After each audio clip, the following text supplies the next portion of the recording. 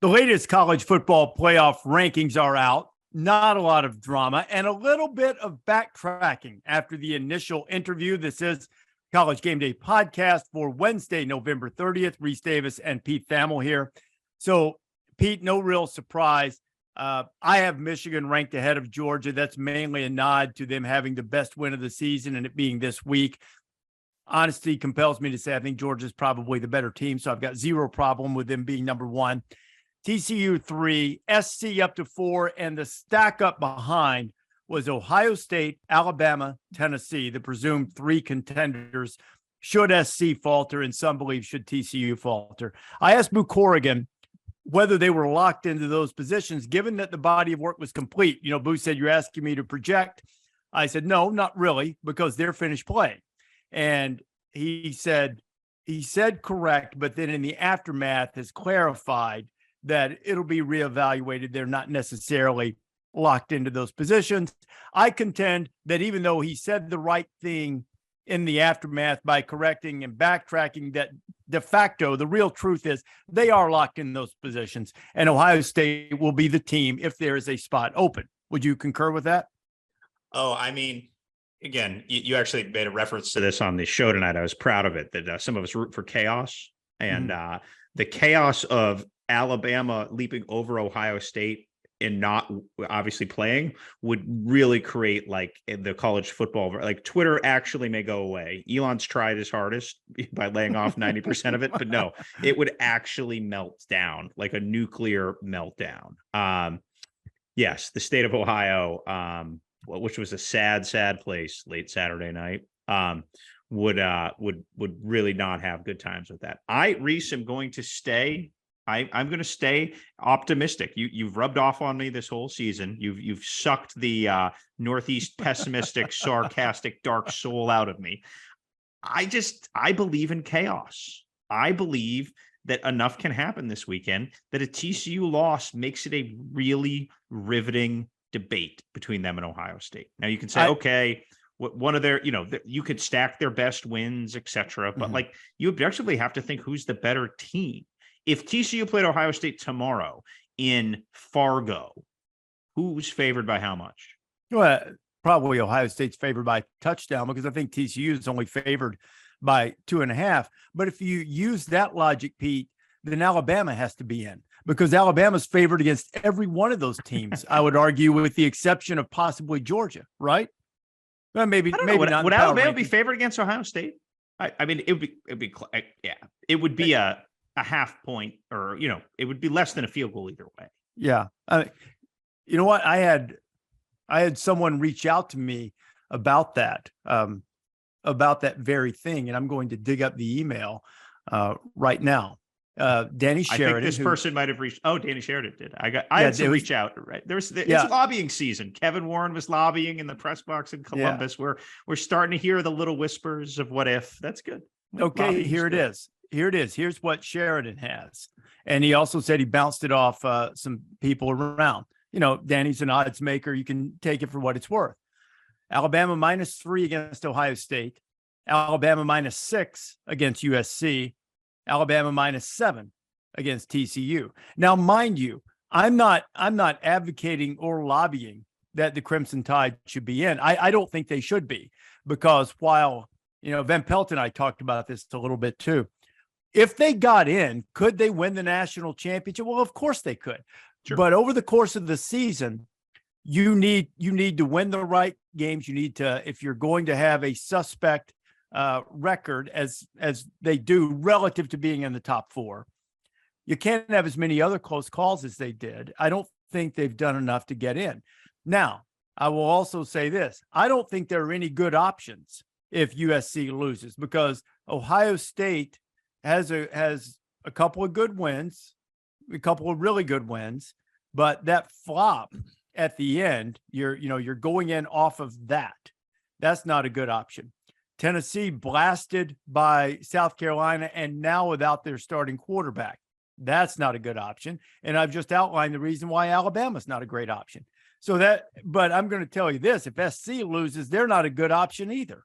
So, I say the lesser of some bad choices, if there's an option, is Ohio State. Now, not when I say bad choices, I don't mean bad teams. Those are all good teams. Sure. But I mean, relative to picking 4 teams that are unequivocally the best, that are on top, I don't think there's a great option at number 4 unless we have the status quo. Yeah, and I think Ohio State going to 4 if USC loses is, I don't say a no-brainer, but you got to remember, in the history of the playoff, there have been 0 2-loss teams. And I don't think this 2-loss USC team, which really doesn't have like a stand on the table signature win, right? They don't have a top 10 win, do they? They do not. What their best win would be, let's see, they lost to Utah. Obviously, they beat UCLA. They beat Notre Dame. It's not a top 10 win. Actually, Oregon State is a good solid win for them. Good win. Road win. They have several good solid wins. Really, the only teams that have those stand on the table great wins are Michigan, obviously. Sure. Which is the best in my judgment. Boy, they stood on that table, didn't they? Yes, they did. And I would say Georgia with the Tennessee game. And I give the nod to Michigan's win because it was on the road. Georgia's was at home. But with Tennessee being that hot, Hooker, full strength, all of that. That was probably the second best win of the season, I think. At least among contenders. Contenders, I mean. Yeah. No, I don't disagree with that. I don't disagree with that at all. As we talked about on the early week pod, Columbus was a fatalistic place on Saturday night. It was a dark place. I went out after doing some work pretty late to get a bite to eat, and I was just sort of catching the overheard, Monday morning quarterback, Saturday night quarterback of Buckeye Nation, and it was amusing. And CJ Stroud needs to run the ball, which I kind of agree with, by the way. But it was just like it's always interesting to hear the frustrations of the rich, because it's like it's like when the uber wealthy go on vacation and complain that their Mai Tai doesn't come fast enough at the Ritz-Carlton, right? Like that's like those are the Ohio State. But when those complaints are happening, they're real and they're loud. And they were certainly echoing through the night on Saturday in Columbus. But I think if you take a breath, and I saw Boo talk tonight to you about the entire season's body of work and not being a prisoner of the moment and not overreacting too much. I want to say that was a 7-8 point game with in the second half of the fourth quarter. Now it went off the rails spectacularly. But it's interesting when you take a breath and look back. Like it would not surprise me at all if on Selection Sunday, with chaos, the inherent beauty and backbone of our sport, if the old Buckeyes got in, and I would think we would very quickly shift to they want to bounce back, and that Georgia game is going to be a lot of fun. Oh, they're much like Alabama, and if Hooker were healthy with Tennessee, I think the same would be true for them. If Ohio State gets in, they can win the national championship. I mean, I don't think there's any question about that. Unless their psyche has been damaged, say the way, and I know there was some injury issues with Jason White, as I recall, in 2003, but Oklahoma had built such a big lead in 2003 in the BCS that they didn't have to win the Big 12 championship game, and Kansas State smashed them 35-7.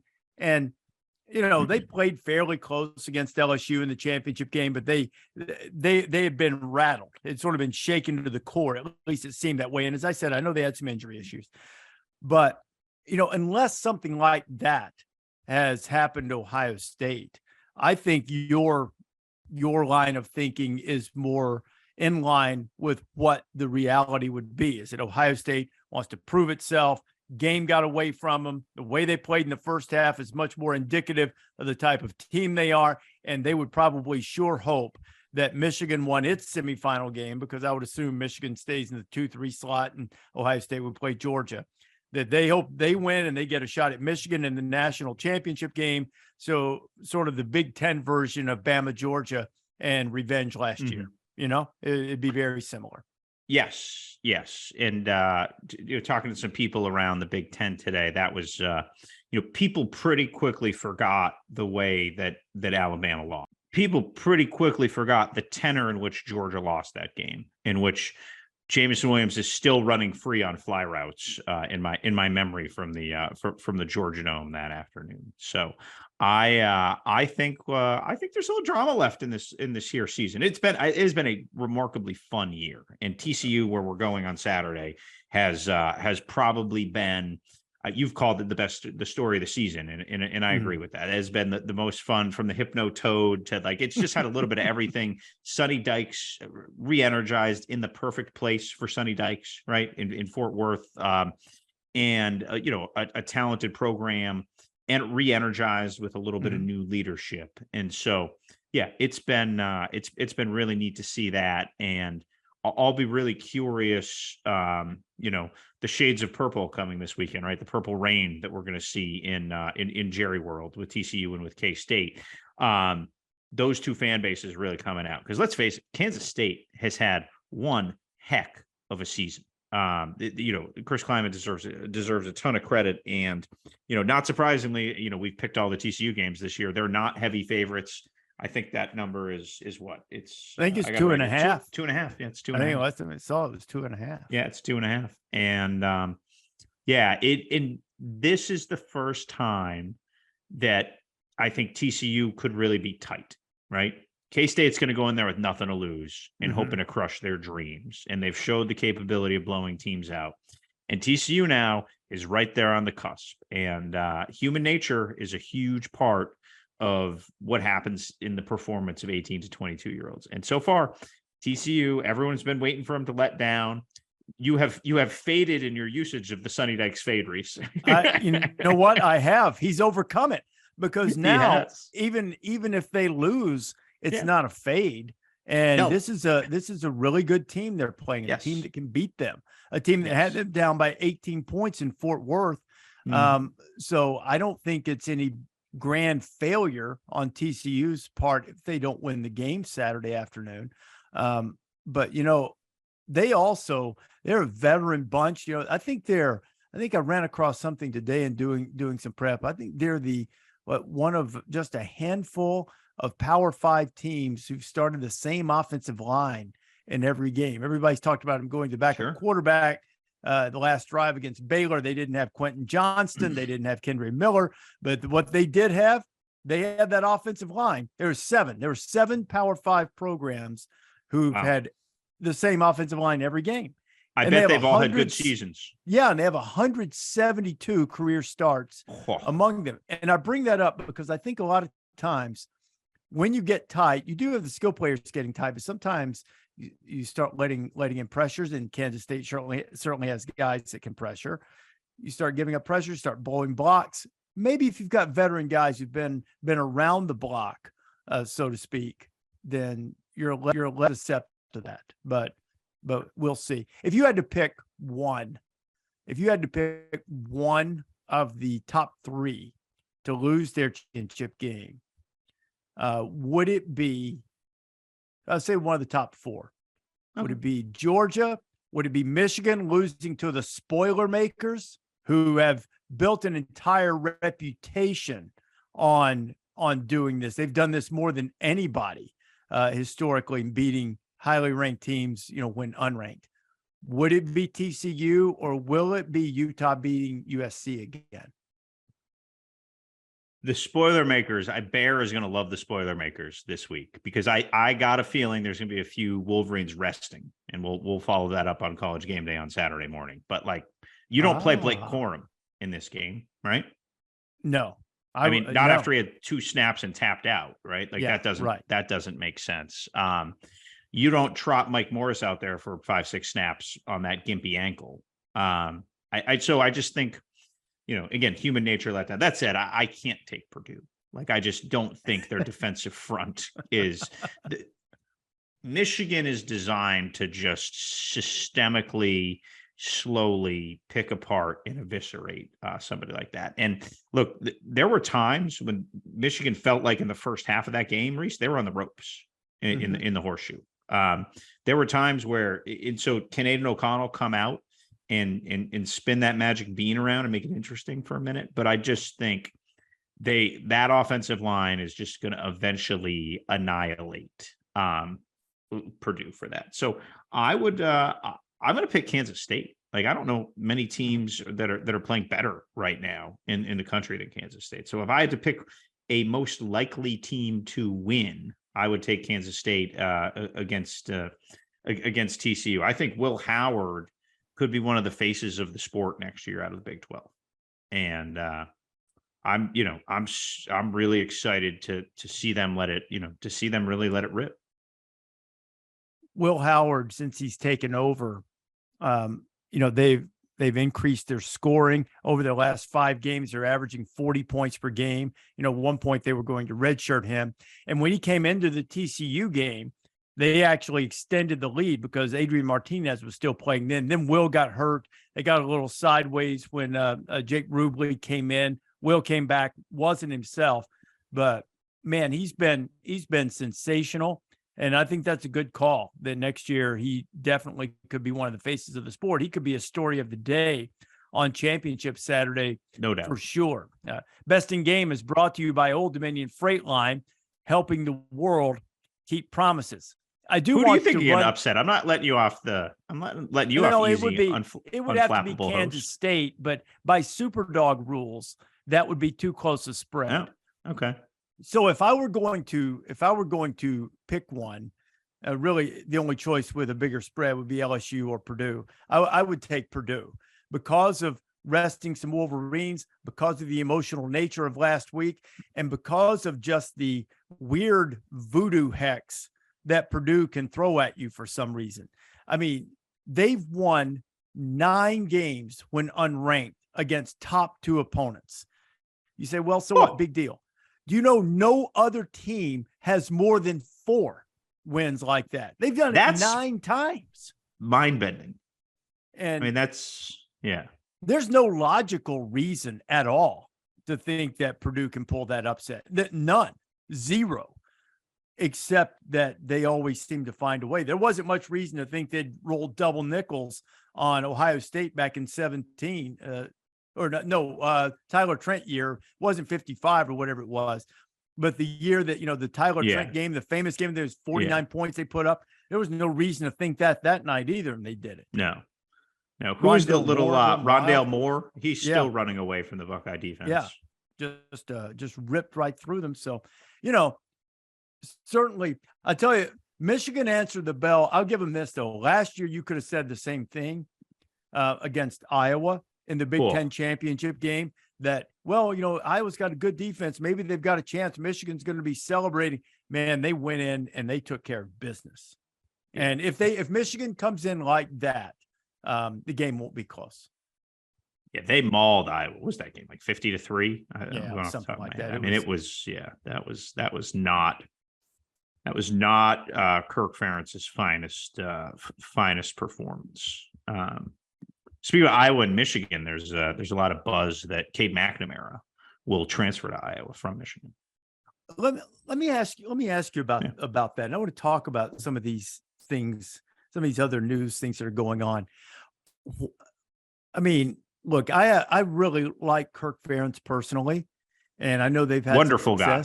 Yeah, he's a terrific guy, and he's a great coach. He's done a great job. I know we've had some fun with their offense and all of that over the course of the year, and they've earned that. That's okay. It's fair game. But why? I mean, why would a quarterback choose a program like that? I I understand what McNamara's skill set is, but why would they choose a program that's had, such difficulty in putting quarterbacks in great positions, at least in the last few years? I know you go back a few years, they had, Nate Stanley and some other guys that, they've done a better job with, but why? Who was the kid? He was like Beathard. The son of a. Are you thinking of Beathard?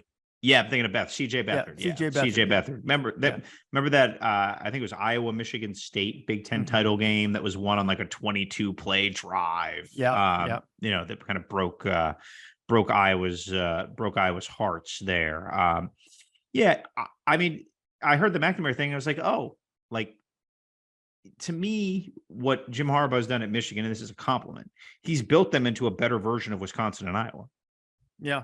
So now look, the Ohio State game, if that's your only point of reference, you'd think, no, they're a dynamic play juggernaut. But that was like an anomaly, what happened, the way they scored those 5 chunk touchdowns. It's just, that is just not the way they played. And it was, there were just giant lapses in both coverage and tackling. And then God only knows what happened on those 2 runs at the end. But for Ohio State, but they are a team built on game management and good decisions. Now, credit JJ McCarthy. He played all world on Saturday. I mean, he had the game of his life, and he's a very good quarterback. In that the big scouting breakdown I did, Rece, so I had a coach be like, man, he's a first round pick, like down the line. Like people are sleeping on his talent. Everyone's talking about Stroud. And so it was, that was certainly, I thought, an interesting, a little bit of an interesting, I hadn't heard that. I hadn't thought that. I had thought he was a better version of McNamara, but not maybe have the dynamic arm talent you have to be considered in that class. Now, he certainly was opportunistic with his feet. I mean, that's always been a great skill. So yeah, the McNamara thing, pretty interesting. I thought pretty interesting. I don't know why I haven't heard any rumors, except for I knew he was going into the portal. You know where I thought he would go? Where? Notre Dame. Because his last name's McNamara, Rece? No, because it seemed to fit. Maybe I'm just thinking, Jack Cohn, took that route for the Irish from Wisconsin to Notre Dame. And I thought, you know what? Cade McNamara would be a good fit for the way Tommy Rees runs things at Notre Dame. So I don't know. Notre Dame is definitely going to be in the portal market, and they're going to be in it hard. We broke the story today that Hudson Card is going in the portal. There's there will be intense Irish interest on all the top portal guys. We already have Hank Bachmeier. I'm a Hank Bachmeier fan. He won a lot of games at Boise and is a really solid quarterback. There's a lot of good quarterbacks who played a lot of good college football, a lot of talented guys. And it's been fun to see the Hendon Hookers of the world where, you know what, quarterback's hard, man. There's so many variables that go into it. It has to be the right system, the right coach. You can't have, look at Phil Dracovic this year. His offensive line just got him annihilated, and you can take steps back. That's at Boston College. So I'm all for the second chances. I mean, can you imagine Matt Castle doing what he did? Remember Matt Castle didn't. He sat behind the liner the whole time, basically. Yeah, I don't believe he started a game there.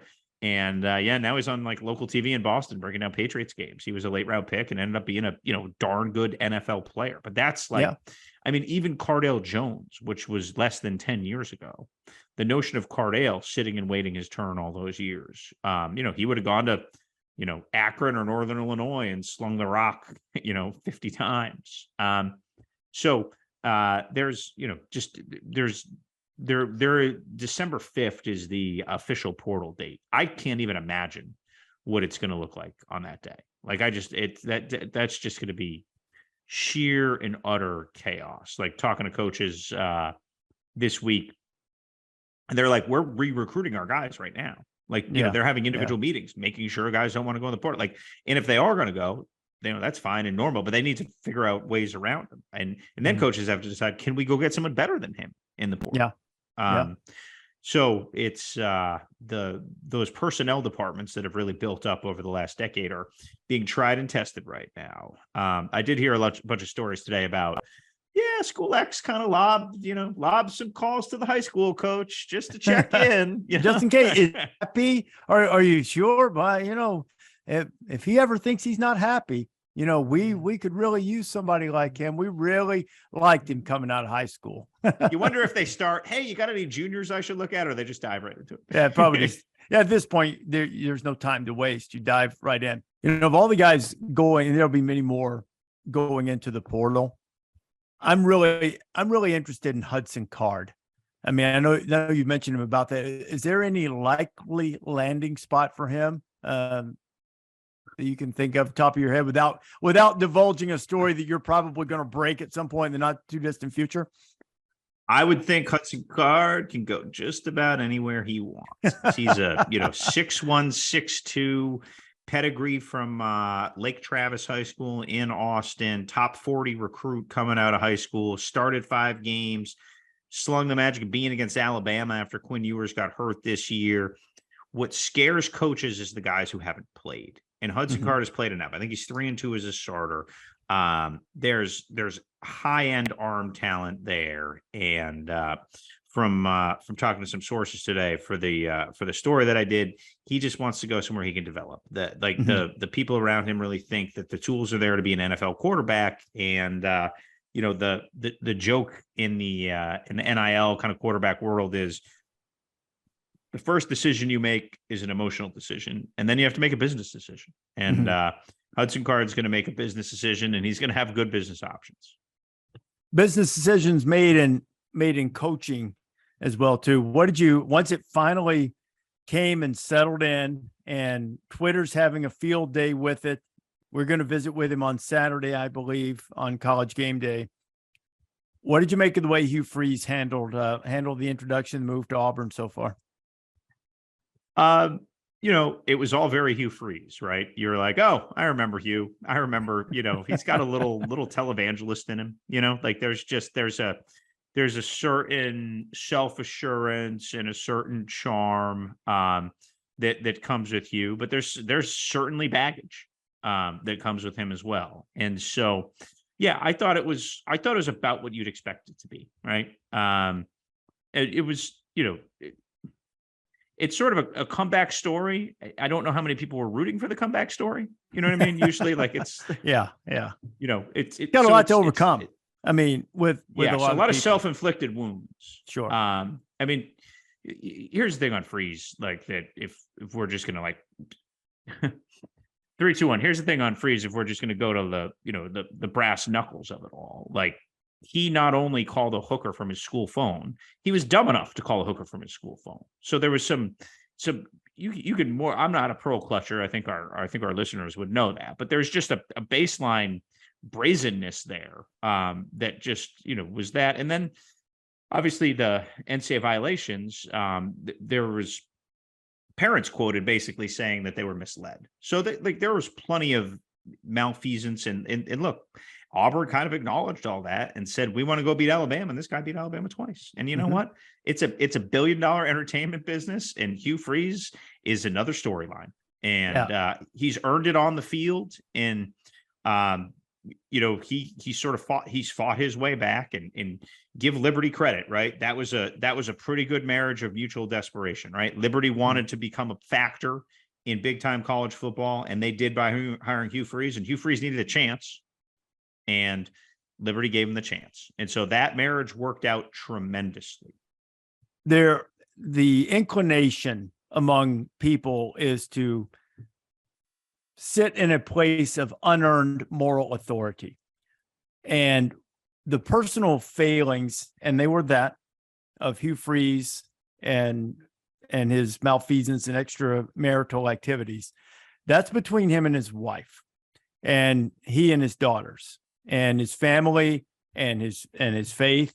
And, to sit here and to hear a lot of people say, well, I don't believe him. He's this or that. I don't think he means it. That's we don't get to do that. We haven't earned that moral authority place. The question becomes, whenever you're in the public eye, and this goes for you and me too, if we have a failing of some type that becomes public, it is going to follow us, period. That's the way it is.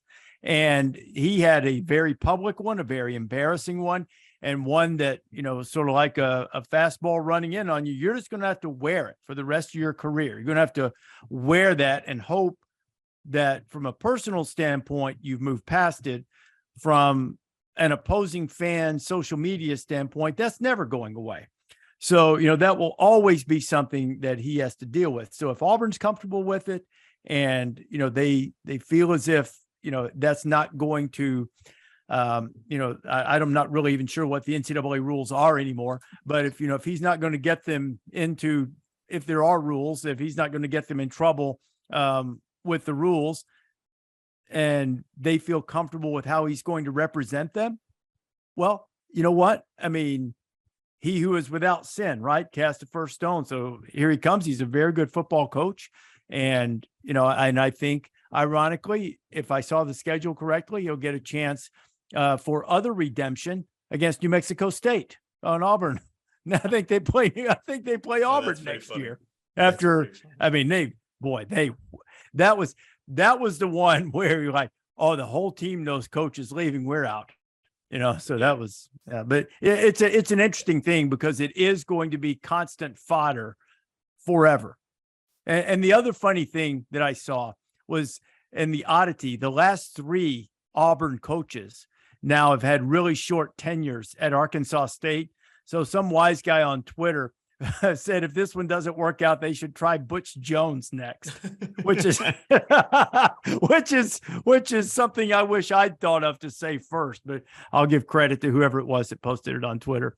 I saw someone, and I think it was an Arkansas media member, post that Auburn has paid former Arkansas State coaches like $129 million. My buddy Red Wolves AD Jeff Purinton says he wishes he could have that money to invigorate the program. I'm sure just a little slice of it, right? They do have great facilities. If you've ever been to Jonesboro, they have like elite G5 facilities. You know what? G. Wojciechowski was telling me about that. I haven't. I've never been there, but he went. He went for. Well, I think he went for the Saban Reclamation Project story. He talked to Butch for a while, and he was raving about the facilities that they have there. I was there a couple of years ago. Charlie Strong grew up near there, and I did a big profile on him for Sports Illustrated, and went to Batesville, Arkansas. And I recall, this is a while ago, it's probably changed, but I recall Jonesboro being a dry town. I'm always skeptical of dry towns. Just fun options. That's all. Do you think any of our listeners don't know what dry towns are? Because I grew up, I grew up in dry towns and dry counties. Yeah, you should. Yeah, so it means you can't buy alcohol, or there's like rules of where you can buy alcohol or when. And I can't sit there and tell you you can or can't have a drink at a restaurant there. But I was told that it was a dry county or town. I don't remember which one, but it was a constant theme when I was there. So try recruiting there, huh? Yeah, I don't think it is anymore, though. I want to be clear about that. Yeah, there was no in the Davis household growing up. There was no alcohol. Period. Huh. Ever. But I do know that people who did choose to indulge for a long period of time, they had to go to the bootleggers. So there would be people, who would sneak across the state line to Mississippi or Tennessee or someplace and sneak it back. Or maybe in some cases, maybe they made some, and then people would go and there would be commerce. Under the table. Did you grow up on a pirate ship in 1842? I did not. I did not. I grew up in Northwest Alabama, where it was dry for quite some period of time. Is it still? It is not where I consider the place where I grew up most of the time at Muscle Shoals. It was not. It was not. That's right. You're from Muscle Shoals. I am from. We've got the Swampers. We've been known to pick a song or two. You took the words right out of my mouth. Yeah, that's for sure. What else is happening in terms of coaching searches? I mean, nothing's more entertaining than this time of year. Brent Key got promoted today.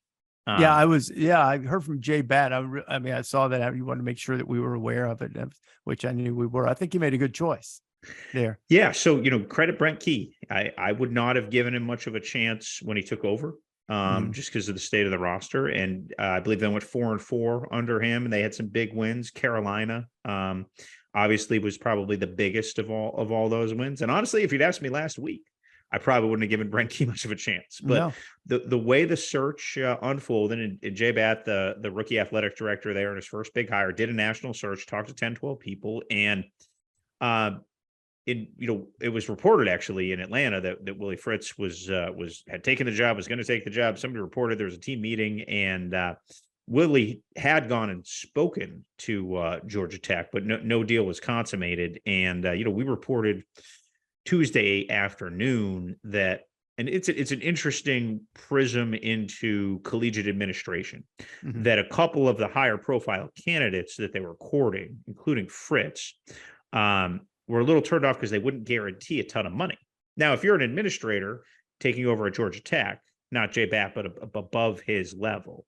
Mhm. And you see, you get served an $11.3 million bill to pay Jeff Collins to go away. Mhm. There's some obviously understandable institutional hesitancy to, guarantee a whole bunch of contracts. So, Mhm. the salaries were probably on the lower side. It's Georgia Tech; they don't have a huge budget, but if the numbers aren't guaranteed, there were a handful of coaches who said, you know what, I'm a little more comfortable staying where I am now. And Mhm. so, as they kind of looked out over the landscape, they said, you know what, we have a guy here who did a really good job, who stayed solid, and they went this afternoon, met with him around 2:00, and promoted him to be the head coach. And he's a Georgia Tech guy too, Oh yeah, Pete. And sometimes, captain. yeah, that's not always the best thing. There are a lot of times when I feel badly when it goes sideways at your alma mater because nothing's ever really the same, Mhm.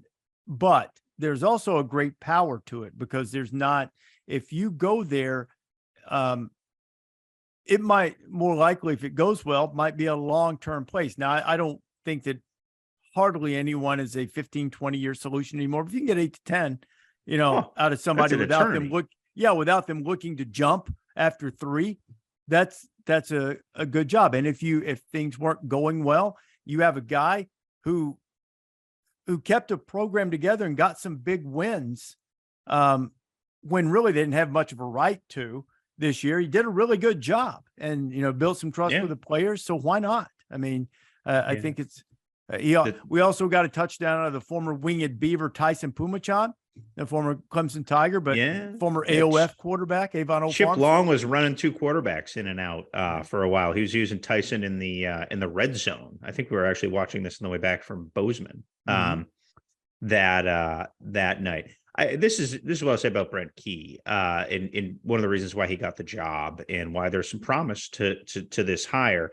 I believe Tech had 3 punts blocked the first 3 weeks of the season. Again, it's a little foggy in my mind here, but Mhm. they had a bunch of punts blocked, and I was told they weren't working on punt like protection in practice. So when you're not addressing the weaknesses of your program, there was just sort of an accountability issue for Jeff Collins. Now, Jeff Collins has always been a good recruiter. He came from the Saban system. There was a good Mhm. development plan in place. There was clearly a talented roster because they went 500, running out the string. So I really think that maximizing the roster you have is, one of the like tenets of being a great coach, right? Like you're not going to win the national title at East Carolina. But if you can make East Carolina the best version of that team, you've done a good job as a coach. And so Brent Key pulled them sort of out of the fog of malaise that they'd been in under Collins. And I mean, shoot, he went 4-4. Collins only won 10 games in 4 years. Yeah. So yeah, that was just a match that did not work out. And you wonder how much of Collins, who had a great reputation as a defensive coordinator at Mississippi State when he was there when they were on that Dak Prescott run. He had a great reputation as a defensive coordinator at Florida. And there was a lot of good there, but I think his Temple success was fed off of Matt Rule a little bit Mhm. because he inherited a really good team, really good roster from Matt Rule. Okay. So Auburn, Nebraska, now Wisconsin, a lot of those things have taken up a lot of your time. What's the one thing that's keeping Pete Thamel's phone alive right now? Is Deion Sanders going to Colorado, or where is Deion Sanders going? People are fascinated with Deion Sanders. And quite frankly, if Deion Sanders does end up at one of these jobs, could be South Florida. It almost seemed like they dropped the Colorado offer there to just sort of see see if anyone else wanted to step Mhm. in. Could you imagine Deion Sanders at UNLV, Rece? Wow. That would certainly elevate the profile of the running Rebels. I mean, wouldn't have so much national attention since Jerry Tarkanian left the basketball sideline. Yeah, I mean, they'd get the next generation of Randall Cunninghams in football, which was the Yeah. last time they were really ripping there. So I don't know if Marcus Arroyo got the fairest shake there in his 3 years there. And starts COVID, they go winless. Yeah. And it built it to 5-7, which at UNLV 5-7 is hard to do. Now, I think they were 4-1 to start the year and went on a slide late. They could still make a bowl actually because they have good APR, but it's a new AD, new AD there, right? took over for Desiree Reed-Francois, Eric Harper, and look, there are so many now quick turn success stories that everyone thinks it can happen there. Oh, we're going to portal it up, and Jim Mora is going to win 6 games. Oh, we're going to portal it up, and in 2 years, we'll bring in Hendon Hooker, and we'll kick Alabama's tail up and down the field in old General Neyland Stadium. You look at Washington gets an injection from the portal with Michael Penix. You look at Oregon gets an injection from the portal with Bo Nix. You look at USC; they are the portal success story of maybe of all time. They're knocking on the door of the playoff with Caleb Williams, Jordan Addison, Mario Williams, Shane Lee from Alabama. I mean, they are team portal. Lincoln said it going into the year. It's going to be one of the most unique rosters in the history of USC. And both of us were skeptics that they could be here knocking on the door, but oh boy, yeah, they're there. I wondered what would happen when adversity hit. And in all honesty, I know they lost a game, but it never really hit. And that's to their credit. They were challenged several times by adversity. I sort of meant like losing on something other than a late 2-point conversion in a hostile environment on the road, like dumping one you shouldn't, and then a couple of your stars didn't get the touches they wanted or whatever, and that never happened. But that's to their credit, and that's to Lincoln's credit for pulling them together. I want to go back to Deion for just a second. Oh, Deion is one of the most fascinating coaching candidates around because he can say whatever he wants to because he's Deion Sanders. He doesn't have to play the game. When he first, or his camp, however it got out that he had been offered contact, whatever the semantics were about the Colorado thing, my knee-jerk reaction was, well, if I were Colorado and I did offer him, I would rescind it right now. Just because if you're not going to keep that circumspect and keep that to yourself, then that shows 2 things to me, is that maybe you're not serious about my job, number one. And number two, it would signal to me that you getting the offer is more important than what you're going to do with the job. But then I started thinking about it a little more, and I thought, you know what? This is refreshing, because instead of playing the game, Deion just told the truth, which was kind of great, And I thought, you know what? So what? If he says he got the offer and he eventually decides to take the Colorado job, it's not really going to impact whether he does a good job. So, I mean, at first, I think because you just don't hear it, I was like, I'd rescind that offer if he can't keep it to himself. And then I studied on it more, and I thought, no, why not? Good for him. He's Deion Sanders. He's earned that. He can do what he wants. Yeah. Well, Joel Klatt of Fox has been part of the Colorado search. Like, people who interviewed for the job at Colorado have talked X's and O's with Joel. I think Gary Barnett too, who's their radio guy. So there are some sort of natural interwoven media pieces to the to this Colorado job. But it is just that job opened the weekend we were in Boone, I believe, because I went to Nashville if it wasn't the weekend we were in Boone, it was one of the weekends we were in Clemson, maybe the weekend we were in Clemson. So again, that job opened a long time ago, and they've had a bunch of chances to fill it. And so it'll be really interesting to see if it does end up being Deion, and then how he handles all the responsibilities. He's never been in an FBS school. He's never, been in Power 5 school. How do you manage the board? How do you manage the roster? How do you manage the portal? It will be a really interesting administrative challenge for Rick George to kind of get Deion up and get him running there in Boulder, which is a place where there's not really a big natural recruiting base. It's a complicated place to win. And Deion Sanders has shown he can win at Jackson State. There's no doubt about that. He has got a talented roster, playing really well. His son's a quarterback, Shador. And look, when we were there, they looked every bit. If you had told me that was Southern Miss, nobody would have blinked, right? Yep. I mean, they looked they looked every bit the part on the on the hoof when we were there. And yeah, it'd be interesting to see how Deion handles some adversity, because their roster is really bare bones right now at Colorado, and they'll certainly have a portal infusion. There's no doubt about that, but it's not. This isn't going to be USC where they're knocking on the door of the playoff next year. So Deion, there have been moments where he has not handled adversity well. So it would be interesting to see year 3 and 6 and just the stuff that happens as the season goes. And again, the Colorado football program isn't exactly covered like the Alabama football program, but there's going to be scrutiny. There's going to be more accountability. You can't yell at a reporter because he calls you by your first name. Like you know, some of the Deion celebratory Deion stuff might get a little old, right? Like, can you run a program that you are the primary heartbeat and energy of, and everything revolves around you at that level? I don't know. I think I would love to see it happen. Isn't that what all college coaches do? They are. At the end of the day. I mean, they really do. They may do it with Yeah. a different type of personality, but I mean, every college coach is about that.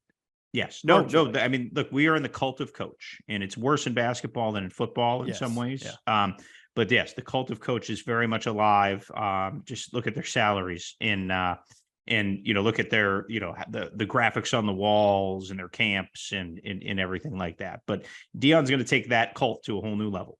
And yeah, I'll be, there will be people who think he's going to, I've talked to people who think he's going to go win a national title. And I talk to people who think he's going to be an abject, miserable failure. And I talk to ADs who'd hire him as second. And I talk to ADs that wouldn't touch him with a 10-foot pole. So there's just, the reason it is so interesting, Rece, is that it is so divisive, right? Like if you go hire Jamie Chadwell at one of these open jobs, just to use like your hot mid-major coach of the moment, right? Like Jamie Chadwell's probably going to win, and you talk to 10 people that say, yeah, he does a good job. He runs a good offense. He's an innovative guy, won at lower levels. We'll see. You talk to people who think Deion could run the place into the ground, and you talk to people who think they could bring him back to the Eric Bieniemy glory days. And so, like, let's go. Let's let it rip. We say it all the time on here. This is a $1 billion entertainment business, and there will be no place that could offer more potential entertainment than Boulder next year if Deion's there. You're laying odds. You think that's where he winds up? I do, just because it's been so public and nobody's backed off it. Yeah. That'll be fascinating. That could bring game day back to Boulder for the first time in a really long time. If Deion Sanders is head coach there. Yeah, you'd have to box Fowler out. He'd try to Wally Pipp you for that one. Is Fowler is he on the search committee too? Fowler's not on the search committee. They did not respect his X's and O's acumen enough. So tell him he needs to donate more money, Chris. If you're listening, that's what it is. They're just going to they're going to squeeze Fowler for some more coin before they put him on those boards like that. You let Klatt give more than you, Chris? Come on. Yeah. Well, I don't know. Well, okay. I'm not. That's all I'll say about that. I better not. I don't want to give Joel any more publicity than we already have. No, Joel's a good dude. We're on a board together with the National Football Foundation. I enjoy his company. He's a good guy, and he's a good guy. He's a very good analyst too. Yeah, he's an excellent analyst. He's well prepared. He's dialed in. Yeah, he'll help. Sometimes I'll be at walkthroughs or practices Thursdays and Fridays. So I'm a fan. Yeah, he's a good dude. He's a good even dude if he does work for the enemy. So does he have a job on TV? I knew when he was a Boulder, like a Colorado radio show host. Oh, okay. That's what I thought he was doing these days. Anyway, I didn't. I kid, guys. Rece. We're just joking. It's a joke. Everybody's so sensitive these days, just a joke. All right, Pete, I guess we make predictions for the last time on Friday. You, me, and Bill race for the ribeye. We'll wrap it up with all of these conference championship games. Small spreads too for a bunch of them. Oh yeah, so, let's go. Let's go. I'm excited, man. I'm excited. It's been a fun season, man, and awesome. It's been great. I'm ready to get down to Jerry World, go to the Walmart next door, and have a little see how much purple pours in. Yeah. Where are you wearing a purple tie? I guess you can, right? Yeah, you can go purple. Everybody's purple this week. My outfits may or may not have already been picked out for me because my wife's going okay. away here. And so I'm All actually looking over. I have no, there's a red tie and a blue tie, my Friday and Saturday. Oh, there you go. Neutral. But perhaps we change. I have some nice purple ties. Yeah. I may go purple. I don't know. We'll see. All right, my man. I know that your computer blew up this week at the least opportune time. I hope that your phone doesn't for the next few days while you take care of the last remnants of these coaching searches and transfer portals and the like. Yeah, we're just getting going. So it's a marathon, not a sprint. So, but it's been fun. It's been an interesting carousel, some great hires, and and then I think there's still like 12 open jobs. So the phone will be a buzzing, Rece. Yeah, it always is. All right, we'll be back on Friday. Pete, Bill, and I will finish with a bang going in the race for the ribeye. We guarantee that all picks will be correct. Maybe when we pick them on Friday. Thanks for listening to the College Game Day podcast. We invite you to download this wherever it is you prefer to get your podcast. We'll see you on Friday. Thanks for watching ESPN on YouTube. For live streaming sports and premium content, subscribe to ESPN+.